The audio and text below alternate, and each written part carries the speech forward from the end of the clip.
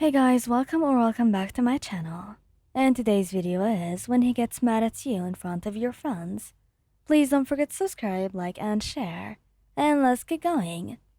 You watched, amusement bubbling in your chest, as Kirishima dramatically reenacted the previous night's hero's training, complete with exaggerated sound effects and Baku's signature explosions, albeit with significantly less actual boom.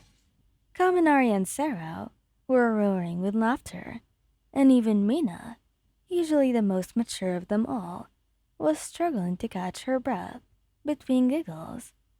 You, however, were just enjoying the easy camaraderie of your friends, a comfortable warmth spreading through you. You'd all decided to meet up at a small cafe near UA for a much-needed break from studies and hero work. The aroma of coffee and sweet pastries hung in the air, a pleasant backdrop to the lively conversation.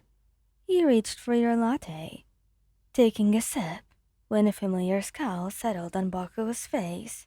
He'd been unusually quiet the whole time, only grunting in response to Kirishima's antics, which in itself was a sign of impending doom.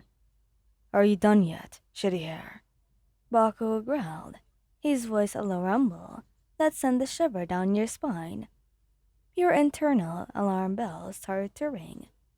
Kirishima, oblivious, just grinned. "Oh, come on, Bakugou, it was hilarious. You should have seen your face when—" "And I said, are you done?" Bakugo's voice was sharp now, cutting through the laughter like a knife. The playful atmosphere instantly deflated, replaced by a tense silence. Everyone at the table shifted uncomfortably, avoiding eye contact with him. Even you, who usually knew how to navigate his moods, felt a knot tighten in your stomach. You tried to interject. "Baby, relax. He's just messing around." You reached out to gently touch his arm, hoping to diffuse the situation. He ripped his arm away, as if your touch burned him. "Not the time right now, Lion."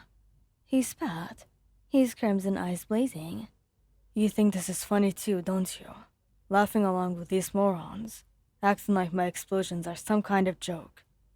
Your hand hovered in the air, stung by his rejection. Your friends exchanged nervous glances. Kirishima mumbled, Bakugo, it was just a bit of fun." "Shut it, red hair." Bakugo roared, turning his full fury on Kirishima. "You're all a bunch of extras. And you." He jabbed a finger in your direction, his voice dripping with accusation. "You're supposed to be on my side, but no. You'd rather sit there and encourage this idiotic mockery." You felt a hot flush creep up your neck. You understood his pride, his intensity, but this was different. This was public, and it felt like a betrayal. Your friends were watching, their expressions a mix of shock and concern. "Katsuki, that's not fair," you said, your voice lower than intended, but firm. "I wasn't encouraging anything. And we were just having fun. You're overreacting." "Overreacting?"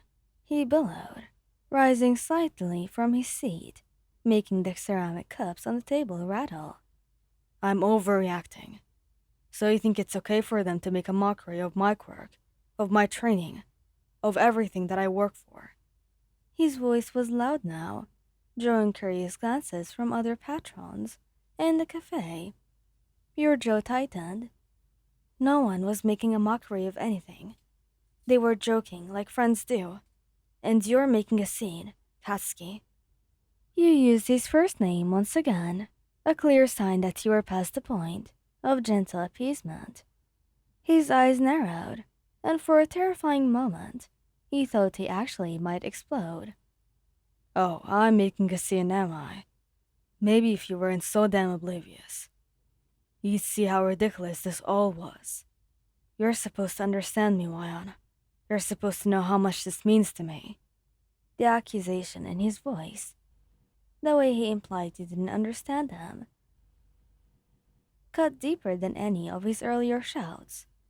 Your friends looked even more uncomfortable, clearly wanting to disappear. Mina tried to intervene softly. Bakugo, maybe we should all just take a breather. Stay out of it, Pinky. He snapped, before turning his blazing gaze back to you. You know what? Forget it. I don't need this right now. I don't need any of this. He pushed his chair back with a violent scrape, the sound grating on your nerves. He stalked away from the table, his usual forceful strides now carrying an added weight of anger. You watched him go, a mix of hurt, anger, and embarrassment roaring within you. The sounds he left behind was deafening. Oh my god. Kaminari whispered, running a hand through his hair. What was that? Sarah grimaced. He really laid into you, Ion. You couldn't bring yourself to speak. The warmth from before had completely evaporated, replaced by a chilling ache in your chest. You loved Bakugo. You truly did, and you understood his intensity, his drive to be the best. But this public outburst, the accusations, the way he dismissed you, it hurt.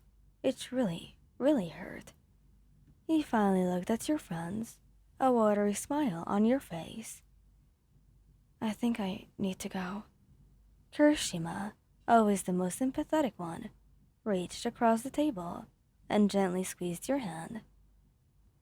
Go talk to him, Wayan. He's probably just being Bakugo. You nodded, although you weren't sure if you had the emotional capacity to deal with being Bakugo right now. You just wanted to disappear, to shake off the sting of his words. And so, as you stood up, the chair scraping against the floor, you felt the weight of your friends' concerned gazes on you. You know that they understood.